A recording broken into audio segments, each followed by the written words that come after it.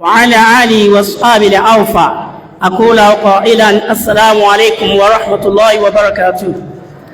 adúpẹ́ fún Allah subhanahu wa ta'ala atọ́rọyìn àti ọlá fún ànábì wa Muhammad sallallahu alayhi wa sallam. Oríṣiríṣi òjò ló ti rọ̀ léyìí tí ó ṣe àǹfààní àkí gbogbo àwọn àgbààgbà onímọ̀ ìjìnlẹ̀ nípa ètò ìlera, àwọn tí wọ́n jẹ́ ti orthodox ni àbí àwọn náà ti sọ̀rọ̀. Kọ́ídà kan lèmi ó kàn mú wá láti fi ṣe wá láǹfààní, láti fi ṣe tí wọ́n sọ, láti fi páláró, torí pé la jadida fil alami illa bi tajdid, kò sí tuntun kankan lábẹ́ ọ̀rọ̀ máa àfi tá bá ń paláró.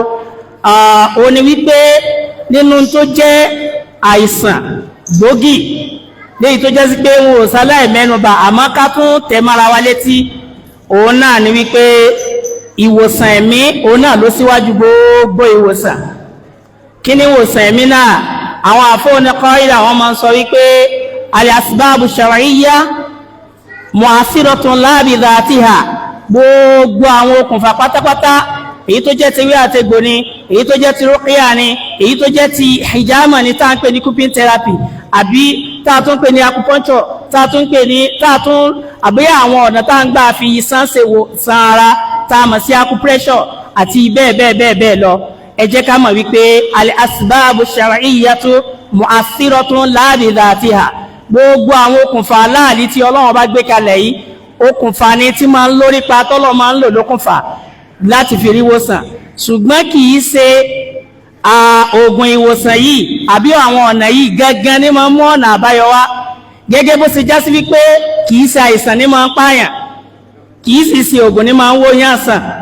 Ó ṣẹlẹ̀ sí Ànábì wa Muhammad sallallahu alaihi wasallam nígbà tí Ànábì prescribe oyin fún yà ipe lọ mu oyin, àìsàn ló ń dẹni yẹn láàmú. Ó mú ní sí àkọ́kọ́, ó nínú iye ò lọ. Ànábì tún ní lọ mu oyin, ó tún mú ní sí ẹ̀kejì kò lọ. Ó tún mú ní sí ẹ̀kẹta. Ànábì ní Ọlọ́run ọba ti sòdodo, inú ọmọ ìyá mi ní yà ń parọ́. Kì í ṣe dandan fọ́lọ́run ọba ní káìsàn lọ. So ti yé báyẹn, torí pé àìsàn mi wà yóò takú ti ẹ̀dá. Gẹ́gẹ́ bó ṣe jásí pé Ànábì wa Muhammad sallallahu alaihi wasallam nígbà tí àwọn ọ̀tá tí wọ́n lé ẹran tí wọ́n gun Ànábì tí wọ́n lé ní wọ́n lé ní poison, nígbàtí àwọn sọ̀hábà àtànábì jẹ́ gbogbo àwọn sọ̀hábà tó jẹ́ wọ́n bá lọ. Ànábì wa Muhammad sallallahu alaihi wasallam òun nìkan ní òkú, tó ń ti bẹ́ẹ̀ oró kìíní yẹn máa ń ja Ànábì odidi ọdún 3, tó ń ti bá Ànábì ṣe lògùn sí tó ṣe jámọ̀ sí.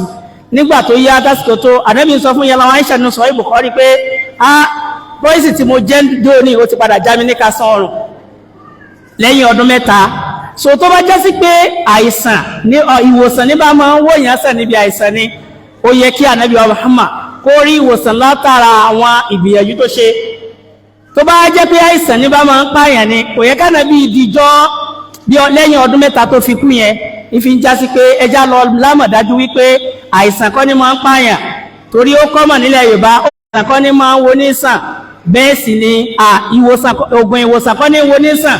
Malaria yóò máa react lára àyàn gẹ́gẹ́ bí àlùjànnú ni, tó jẹ́ pé ẹni tí ò bá jẹ́ akọ́ṣẹ́mọṣẹ́ kò lè mà, yóò máa ṣèyàn kódò lè máa faṣọ ya mọ́ra rẹ̀ lọ́rùn, ó lè lóòrí yàn lára àgànná, ó lè máa họ láìsẹ̀ tí ò nítumọ̀, ó lè jí tó nítumọ̀, torí pé ojú kòkòrò ló di addiction sí nínú ọpọlọ, yóò wá máa ṣe kí ni yóò máa jalè. À ń gbà yí pé àìsàn ọpọlọ náà ni àìsàn yìí. Bákan náà epilepsy, àìsàn wárápá ọpọlọ náà ní máa ń jẹyọ látara bẹ́ẹ̀, ń bẹ nínú àìsàn ara, ń bẹ nínú èyí tó júwá látọ̀dọ̀ àlùjànnú. Bákan náà stroke, kí ni àwọn nǹkan tí máa ń ṣokùnfà stroke, kí sì ni ọ̀nà àbáyọ ní ráńpẹ́. Nínú rẹ̀ náà ni àwọn ìrònú àbàdì àbí ìbànújẹ́. Bákan náà tí bínú bá pọ̀ jù àbí kọ́ máa fira rẹ̀ wí àwọn tó jù ọ lọ nínú ayé, tánàbí rẹ̀ ti kìlọ̀ fún wa wípé ká ṣọ́ra. Unzur ila man asfala minkum, unzur ila man huwa asfala minkum wa la tanzur ila man huwa fawqakum. Ẹ máa wò àwọn tí ò tó yín nínú ayé kẹ́lẹ̀ bá dúpẹ́ fún Ọlọ́run Ọba. Ẹ máa wò àwọn tó ga jù yín lọ. Gbogbo ìgbà tí yẹn bá ti ń compare ara rẹ̀ pa àwọn tó ga jù lọ nínú ayé, kò sí tí ò lè ṣẹlẹ̀ sí. Bákan náà masturbation nínú tí máa ń sá àkóbá fún ọpọlọ ni, fún àwọn ọkùnrin tó bá tó láti fẹ́yàwó, tá ti níṣẹ́ gidi lọ́wọ́, ká gbìyànjú láti fẹ́yàwó. Àmẹ́lòmí ó máa dọ́gbọ́n sí lábẹ́ pé kò tó nǹkan tó jẹ́ sí pé yóò máa dọ́gbọ́n sí ní kọ̀rọ̀ bí kó lọ máa masturbate. Sọ́rí lọ́jọ́ iwájú ó lè padà ní ìpèníjà ọpọlọ.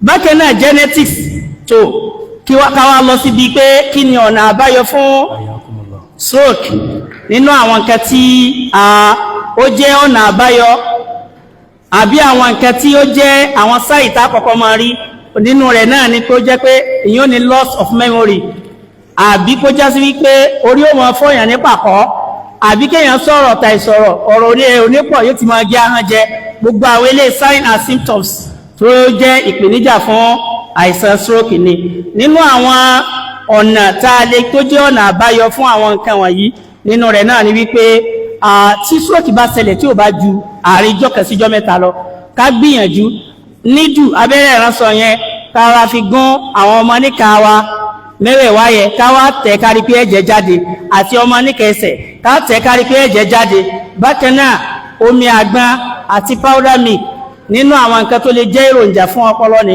ká gbìyànjú ká máa lò ó bákan náà ká lọ sọ́dọ̀ àwọn tó ń ṣe cupping therapy ìjàmà kí wọ́n ṣe àwọn àyè kan wà lóríkèríkè ara wa tí wọ́n ṣe ìjàmà rẹ̀ nínú rẹ̀ ní 155 bákan náà nínú rẹ̀ ní 11 12 13 35 34 bákan náà 36 àwọn àyè yìí kí wọ́n gbìyànjú kí wọ́n bá wa ṣe ìjàmà rẹ̀ nítorí ìjọba àsìkò máa dákẹ́ báyìí náà. Assalamu alaikum wa rahmatullahi wa barakatuh.